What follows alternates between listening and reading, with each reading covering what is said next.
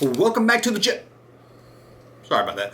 Welcome back to the junk room, everybody. It's me, the Junkman, coming back at you with another video. And today it's going to be something a little different to see if you like it. Maybe you hate it. Maybe I'll never do it again. This is more of a laid-back video where I'm just going to talk about 10 toys that I grew up with. That's kind of you don't hear people talk about anymore. I didn't want to talk about Star Wars and He-Man and all this stuff we know 100 times before.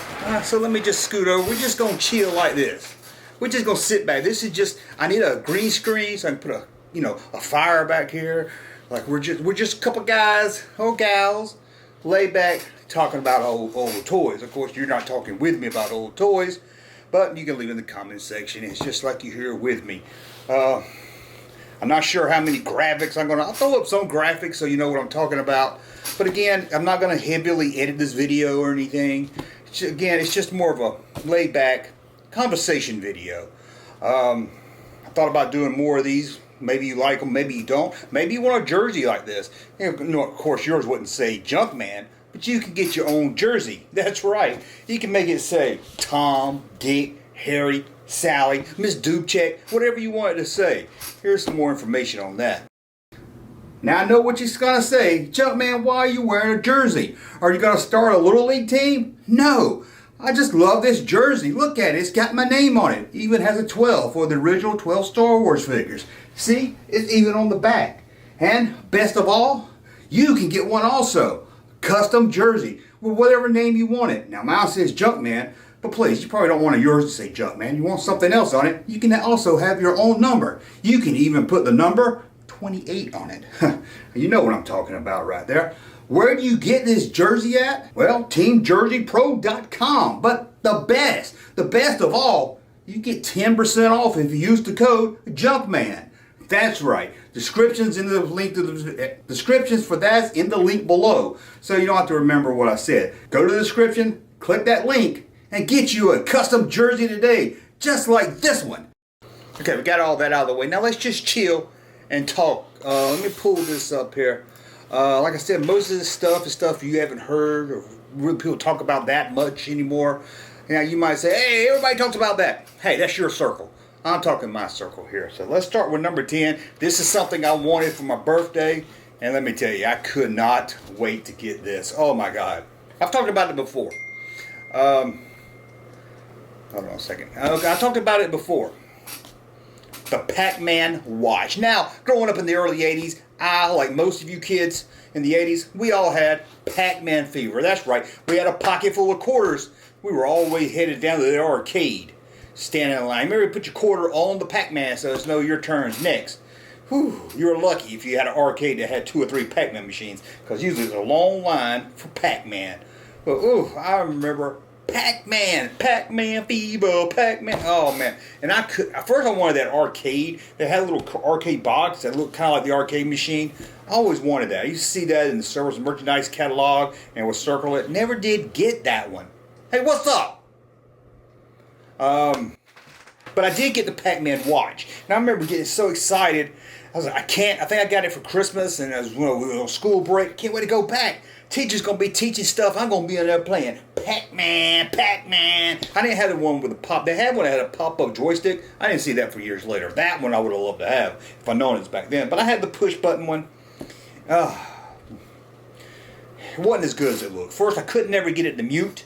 So I couldn't really play it in the classroom.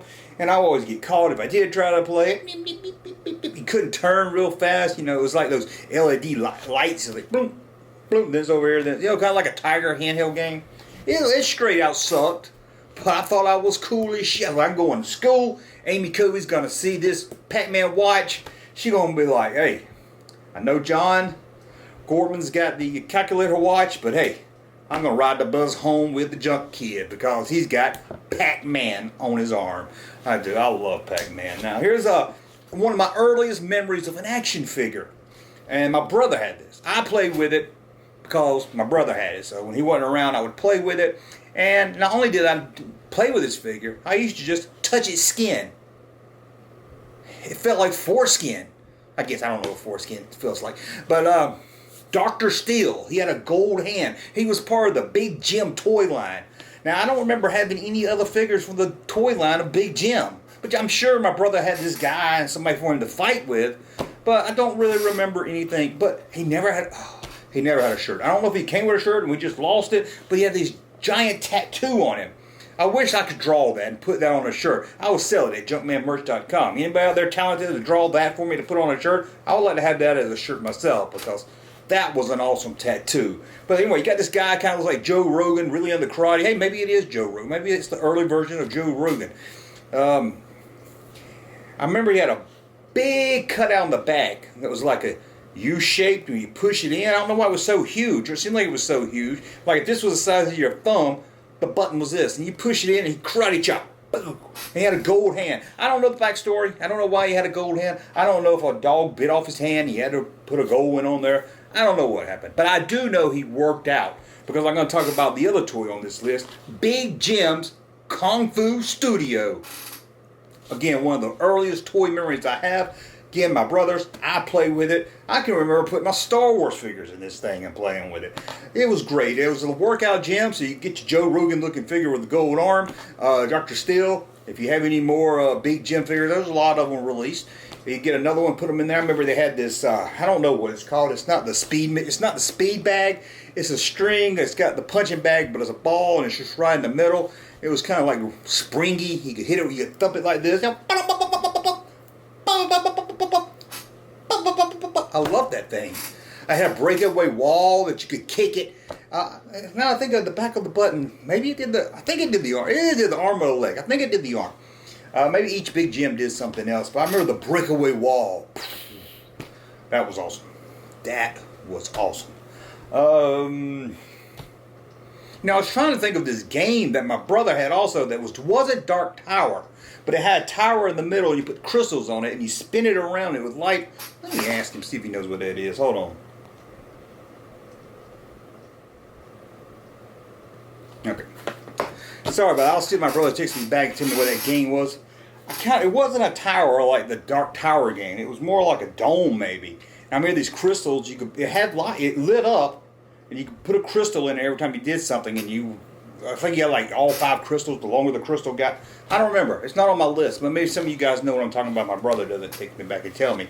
But as long as we're talking about games, here's another game me and my sister love to play. I don't know if she loved to play it. I think I love to play it, and I love to bug her to play it with me. And this one was called Stay Alive. I called it Staying Alive, I think, because my sister was really into the John Travolta movie Staying Alive. You know, the sequel to Saturday Night Fever. But it's not. It's just called Stay Alive. And this was a marble game. You put them all on this on a tray, and it was like a trap. You wouldn't know which one had the trap in it, so you pull the lever. Okay, it was like, let me explain this. Okay, it had a hole for the marble to drop through like this, and it had this little plastic over it. It was red, I think, and another one white one. Now some of those white ones has holes in it, some of the red ones had holes in it, so they line up right, your marble drops through. Well, depending on what you have to do, you pull the white one back a little bit, no hole. The red one goes back a little bit. No, so whoever's marble on it, you're trying to get them to fall in the hole to lose. If I remember, I don't remember much about this. In fact, I just remember the look of this game more than sitting around playing it. But maybe some of you guys remember this. Stay alive, because you had to keep your marbles on top of the game piece. It was a lot of fun. I can remember just setting this up and just doing the traps, just watching them fall down. Whew. I remember we had another game too that was a marble game where you had to build a cat. You had these trays and you put marbles in it. And if you had the blue tray, you had to put all the blue marbles to make the cat. Had little dents on the cat. And so everybody had to put the black marble in the eye hole, and then you would have to say cat's eye, and that's how you win the game. Does anybody remember that? Cat's eye. Oh, I used to love that. They don't make that anymore. It needs to be an app for your phone. Speaking of games too, we had this one.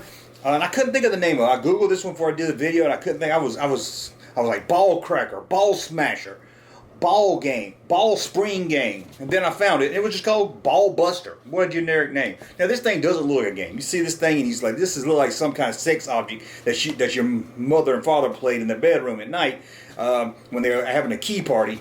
You don't know what this is, but yeah, it's a game. All I can remember, there was these little round balls. Some of them busted, some of them was solid, I think, and they were on springs, and you would pull them back and try to hit the other person's ball. You know, they would slam into each other. If you cracked it, then I think you won. If you got the one that didn't crack and yours cracked, then you lost, if I remember correctly. Speaking of kind of games too, I never was a sports guy. I know it looks like I'm a sports nut and everything, but no, I'm not really a sports guy. But my brother had this, and of course I had to play with it too. Whatever he had, it seemed like it was my toy because I played with it when he wasn't around. This was a football game. This is pretty popular in the 70s. I think a lot of you know it. I remember you stand your football players on it, turn it on, and the whole board would vibrate. And it would make your little football pieces vibrate down the board. I don't know if they went in a certain order. I don't know how you played this. I just remember setting this thing up, turning it on, and I'm oh, and I can remember we kept it at my grandma's house, and my granddad would get mad all the time because when we turned it on, it would make the TV fuzzy. I don't know why. It wasn't hooked to the TV or anything, but you turn it on, and your TV get all fuzzy. And he's like, "What's that vibrating? Oh, are you playing with your toy again?" And then my grandma would be like, "No, I'm not playing with that. Check the kids. They're playing with their vibrator toy." Well, I know somebody's playing with a vibrator toy because he knew when we were playing with a vibrator because it would make the TV all fuzzy. Oh, weird times, weird times. Now, let's go more into the early 80s, I guess. I was obsessed with my TRS-80 computer from Radio Shack. I know it didn't have fancy graphics. It didn't have YouTube. It didn't have the internet. This was a Radio Shack computer with a keyboard. You had to hook your own TV to it. Man, I love this thing, man. I had games that went on a cassette tape that you hooked to it, and they were text games. I remember you was put this game in. I had one called Rackatoo. I don't think this is the one. I don't remember much about it. Rackatoo. I just remember the name more than anything. Rackatoo. Junk Kid, what you playing down there? Oh, I'm playing with my Rackatoo. Playing with my Rackatoo. Man, I love that Rackatoo. But I remember one game you would start, it would be like just text. You're in a dark, damp room, and you would type, turn east. You turn to the east. Still dark. Fill wall. You put hand on wall. Wall is wet. So he's like, fill wall to the west. You move your hand around the wall, you feel a doorknob. And then that's how you finally got out of the room. So you had to, it was awesome. I know graphics and all these graphics and everything make everything better, but no. I'll put that game against any game today. You had to use your imagination. I was in that dungeon room trying to escape. And you could do silly stuff like eat the wall. And it'd be like, you hurt your tooth because you bit into the wall. And sometimes you wouldn't even actually kill yourself by just putting silly stuff. Love that. But I had the TRS-80. I remember I could program my own games. Now, I'm not trying to sound like a whiz kid or anything. There wasn't nothing amazing. It was just like 10 print. If A string equals blah, blah, blah, go to 2. So it was very simple, basic computer program that I'm sure they don't use today. But I could make it look like, a login password and stuff. I can remember going to school a couple years later, probably late 80s. And we had typing class, and who would have thought we had to learn type? I'm not going to be a secretary. I ain't going to type. So I would make this program that looked like I hacked into the bank. It was Trust Company Bank. And it would show the little logo, and it was like, put in your account number. Put in the wrong one, and just, wrong password. And I would tell the guys in the class, like, look, man, I hacked into this bank, and I do the wrong code. Oh, man, I wonder what the password is. Then I would, I finally got it. And it'd bring up some information about people. I could make it very simple. And those fools, believe me, I didn't have no modem. I didn't have no internet. Well, no connected modem to connect it to the computer. But those people, because most of them at this time didn't have a computer. So they were always like, man, can you hack into the school, change my grade? I saw David do that in war games. I was like, well, no, I couldn't. But it was pretty cool. I tried to fool some people. I can remember sitting in that room, too. I don't know why I didn't pay attention in typing class. But I can remember taking the keys off the keyboard and put them in order just to screw with the next class that came in. Let's talk about another game. This is another game my brother had. I guess it's a game. There's some kind of board games or games you play that you mostly just play with it. You don't actually play the game. You just fool around with it. And I can remember this one. It was like a record player. It was like a big record player of a map. And then this tower came up, turned like this, and you looked through it. You looked straight, but you could see down to the board game. And you had an airplane at the top that had missiles on the wings. And what it was, the record player would turn like this, and you had to use your plane, you only could move it back like this, and drop them bombs into it. It was awesome. It was called Chutes Away. I think you're supposed to say that every time you do a bomb. So you look through the little eyepiece. It was weird as a kid, because you're looking straight, but you're seeing down at your target. And it's got crosshairs on it, so you're like, ooh, Chutes Away! Oh, I don't remember actually just like following rules. Well, maybe I did. I just remember putting the missiles in and shooting it. If it was more like a game where you take turns or something, I never did that. Never had no one to play with. I just played it by myself. Remember that game, Line of Coke? Why did they make that? Look at this, Line of Coke. I had a friend down the road, loved to play that. Hey man, it's good your husband play Line of Coke. I was like, no, we're not playing that. Let's see what else is on my... one I've talked about before, one I'm sure you know, especially lived in the 70s, the Green Machine. Now the kid down the road had the big wheel and you're like, I'll get out and do that. You had the damn Green Machine. Was anything more awesome than the Green Machine? Had an emergency brake on the side so you could make it slide like that. Oh, you were a cool ass kid if you had the Green Machine, or at least you thought you were. You were at least cooler than that kid on his stupid big wheel that he got at the G&S Green Stamp store because you had a Green Machine. They ought to make a Green Machine for adults. They probably did. Let's see on my list. I got one last one, and this one's not a game. This was more like it's a toy, but you can also wear it. It was stylish, but it was also a toy. It was called Risk Racers. This was a car that had a band connected to it that you put around like a watch, but it was a car. They made all kinds of different ones. I remember I had the Dukes of Hazzard one. Yeah, it had the flag on top. Hey, two things can mean one thing to different people, right? We didn't mean any harm by it. We're just country boys having a good old time. But anyway, you take the car off, you can play with it like a car. I think you'll pull it back, let it run or something. I don't know, maybe use batteries. I remember there was an 18 one. I think there was a Knight Rider one. There was probably some generic ones also. Risk Riders. I love that. I probably look like a stupid idiot walking around. I probably have Pac-Man on this arm and my car on this arm, walking around. Hey, check me out. Pooh! I'm never bored. What? You're bored? Not junk, kid. Playing Pac-Man. Oh, I'm bored with Pac-Man. Playing with my car. Always ready. Always ready for excitement. Anyway, like I said, it's more of a laid-back video. Let me know if you like more laid-back videos. I'm thinking of actually doing more of a podcast like this, but I'm not decided yet.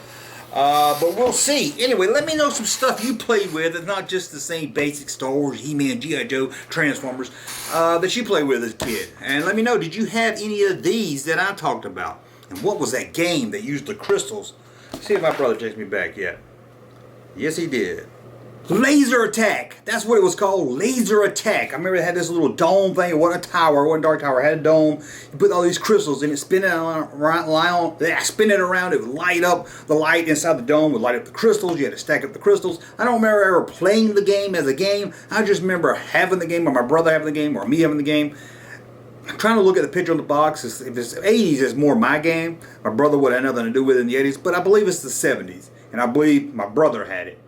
But anyway, it's called Laser Attack. Glad I figured that out. Whew. Now, I can upload this video and be happy about it. Laser Attack, did you have it? Anyway, let's get back to the video. What was that Dark Crystal game? Shit, I'm going to go Google that until I find out. Let me know in the comments below what you think of this. Some toys you remember. And until the next video, thumb up so I know you like my content. Subscribe to the channel. We'll talk again soon. Hey, Junkman channel popping though. Thank you, sir, for that unsolicited testimony.